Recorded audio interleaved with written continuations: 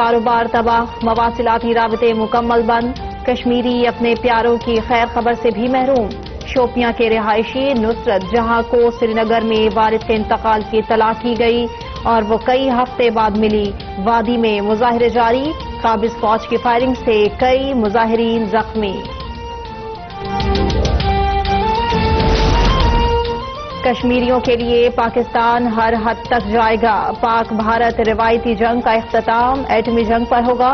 وزیر اعظم عمران خان نے عرب T V Al Jazeera کو انٹرویو میں خبردار کر دیا، کہا بھارت مقبوضہ وادی میں مظالم سے توجہ ہٹانے کے لیے کوئی بھی حرکت کر سکتا ہے۔ مسئلہ کشمیر پر دو طرفہ مذاکرات کا وقت گزر چکا۔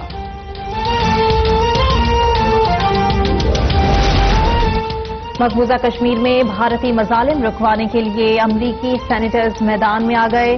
7 امریکی سینیٹرز کا بھارت میں امریکی سفیر کینٹ جسٹر اور پاکستان میں امریکی ناظم الامور پال جونز کو خط۔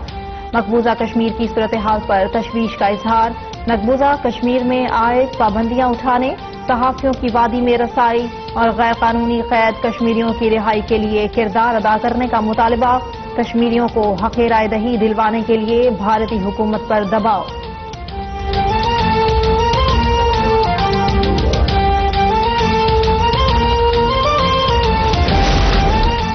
امریکہ بھر میں مظلوم کشمیریوں کے حق میں احتجاجی مہم جاری، ہیوسٹن میں سکھ فار جسٹس اور فرینڈز آف کشمیر کی اشتہاری ٹرک ریلی، شرکاء کی بھارتی وزیر اعظم نریندر مودی کے خلاف شدید نعرے بازی۔ واشنگٹن میں کشمیری رہنما ڈاکٹر غلام نبی فائی کی زیر قیادت اجلاس، اشتہاری ٹرک ریلی امریکہ بھر میں منظم کرنے کا فیصلہ۔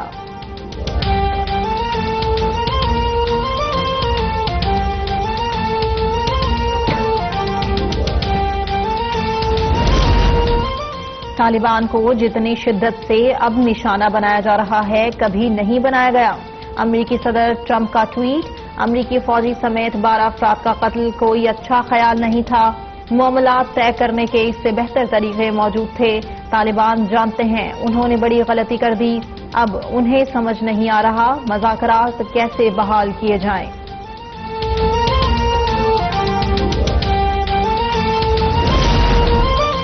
امریکہ کے ساتھ منسوخ مذاکرات بحال کرنے کے لیے طالبان نے روس سے مدد مانگ لی۔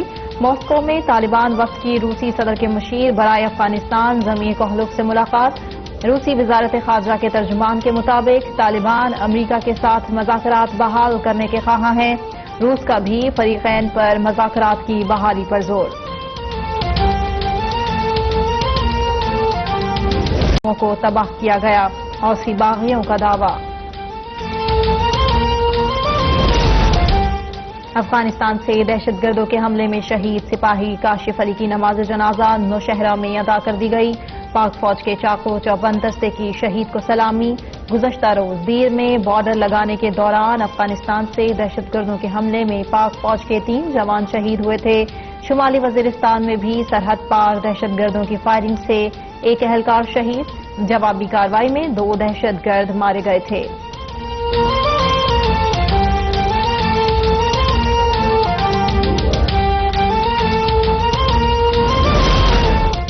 ایل او سی پر بھارتی فوج کی فائرنگ سے شہید حوالدار ناصر حسین نارووال میں پورے فوجی اعزاز کے ساتھ سپرد خاک۔ گزشتہ روز ایل او سی کے مختلف سیکٹرز میں بھارتی فوج کی فائرنگ سے فوجی جوان اور خاتون شہید جبکہ 6 شہری زخمی ہو گئے تھے۔ بھارتی جارحیت پر پاکستان کا شدید احتجاج، بھارتی ناظم الامور کی دفتر خارجہ طلبی۔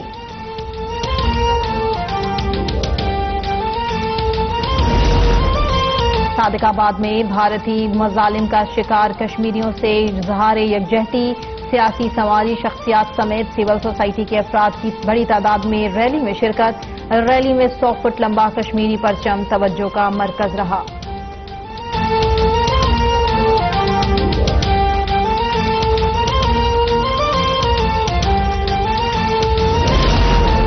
مسلم لیگ نون کے صدر شہباز شریف اور مولانا فضل الرحمان کی اہم ملاقات آج لاہور میں ہوگی۔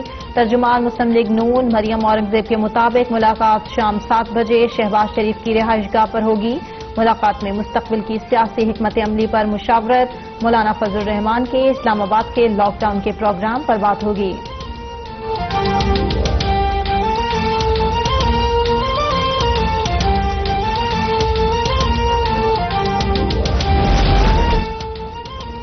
ملک کے مختلف شہروں میں 11 افراد اندھا دھند ڈرائیونگ کی بھینٹ چڑھ گئے۔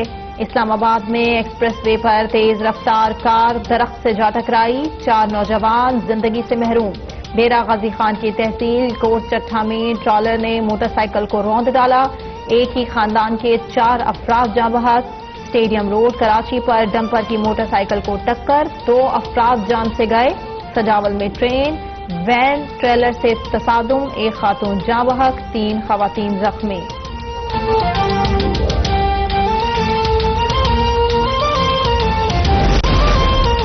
کراچی کا کچرا شہریوں کے لیے عذاب، کچرے کے نام پر سیاست عروج پر، مگر کچرا اٹھانے کو کوئی تیار نہیں۔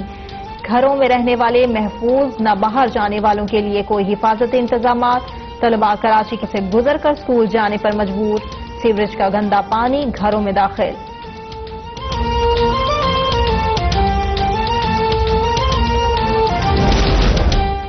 گجرانوالہ کے نواحی علاقے میں اجرت مانگنا مزدور کا جرم بن گیا، مالک نے تنخواہ مانگنے پر 15 سالہ احتشام کا ہاتھ کاٹ دیا۔ احتشام 6 ماہ سے محمد حسین کے پاس آرا مشین پر کام کر رہا تھا۔ احتشام کے والد نے کہا، پولیس ملزم کے خلاف کارروائی ہی نہیں کر رہی۔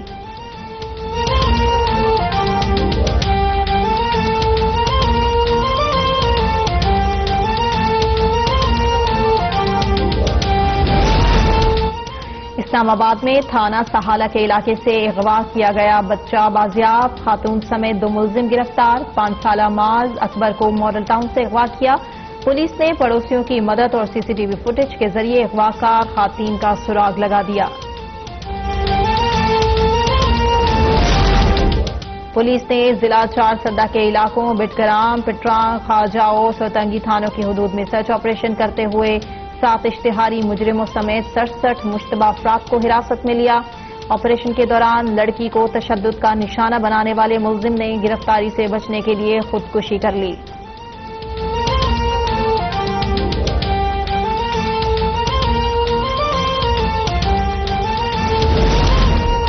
پشاور کی ضلعی انتظامیہ کا یونیورسٹی روڈ پر فیز 3 چوک میں تجاوزات کے خلاف گرینڈ آپریشن، 80 کروڑ سے زائد مالیت کی 10 کنال کمرشل اراضی قبضہ غلط سے گزار کرا لی، تجاوزات مسمار کر دی گئیں۔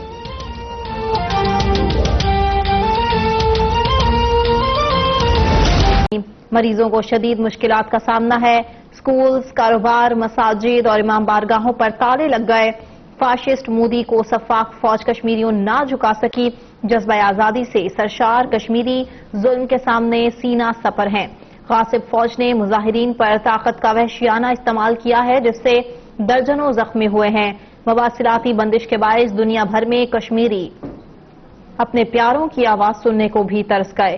دوسری جانب نوبیل انعام یافتہ خواتین نے گیٹس فاؤنڈیشن سے مطالبہ کیا ہے کہ بھارتی وزیر اعظم نریندر مودی کو ایوارڈ نہ دیا جائے۔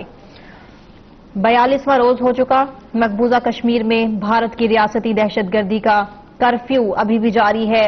وادی میں خوراک اور ادویات ختم ہو چکی ہیں، مریضوں کو شدید مشکلات کا سامنا ہے، سکولز بند ہیں، کاروبار نہیں ہو رہا، مساجد، امام بارگاہوں پر تالے لگ گئے ہیں۔ فاشسٹ مودی کی سفاق فوج کشمیریوں کو نہیں جھکا سکی ہے۔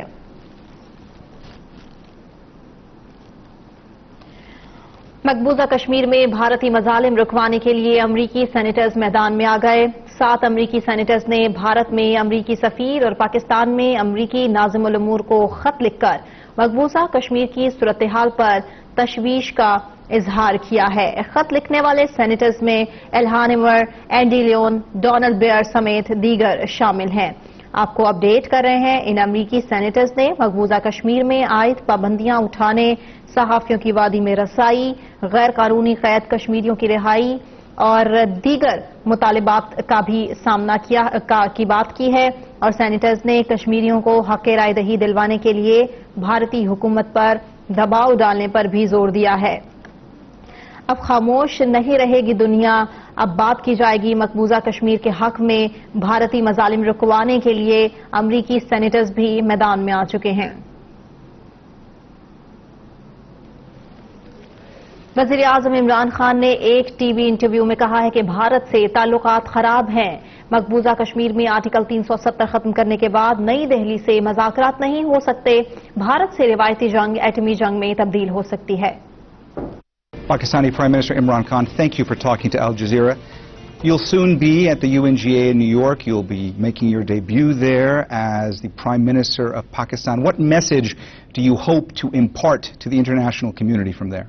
Pakistan would never start a war. And I'm clear.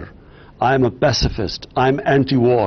Bharat سے جنگ ہونے کا خطرہ ہے۔ وزیر اعظم عمران خان کا انٹرویو میں انتباہ۔ الجزیرہ کو دیے گئے انٹرویو میں وزیر اعظم عمران خان کا کہنا تھا کہ 80 لاکھ کشمیری 6 ہفتوں سے بھارتی گھیرے میں ہیں۔ مقبوضہ کشمیر میں آرٹیکل 370 ختم کرنے کے بعد بھارت سے مذاکرات نہیں ہو سکتے۔ What is happening is the Indian version of a final solution for the Muslims of Kashmir. So 8 million Muslims in Kashmir are under siege for almost now 6 weeks. ایک سوال پر عمران خان نے کہا کہ جب بھی امن مذاکرات کی کوشش کی، بھارت نے FATF میں بلیک لسٹ کا مسئلہ اٹھایا، پاکستان کو معاشی طور پر کمزور کرنے کی کوشش کی۔ معلوم ہوا کہ بھارت پاکستان کو معاشی طور پر کمزور دیکھنا چاہتا ہے۔ جنگ کے سوال پر عمران خان نے کہا کہ بھارت سے جنگ کا خطرہ ہے، لیکن جب 2 ایٹمی طاقتیں روایتی جنگ لڑتی ہیں تو وہ جنگ ایٹمی جنگ میں تبدیل ہو سکتی ہے۔ But what I said clearly was that when 2 nuclear armed countries fight, if they fight a conventional war, there is every possibility that it's going to end up into nuclear war. The unthinkable. I mean, if say Pakistan, God forbid, we're fighting a conventional war, we're losing, and if a country is stuck between the choice, either you surrender or you fight till death for your freedom. I know Pakistanis will fight to death for their freedom. وزیر اعظم نے اس عہد کو دہرایا کہ بھارت سے جنگ میں کبھی پہل نہیں کریں گے، لیکن نئی دہلی نے جنگ تھوپی تو اسے ختم بھی پاکستان ہی کرے گا۔ یو ٹرن کے سوال پر وزیر اعظم عمران خان نے کہا کہ انہیں یو ٹرن والا وزیر اعظم کہنے پر خوشی ہے۔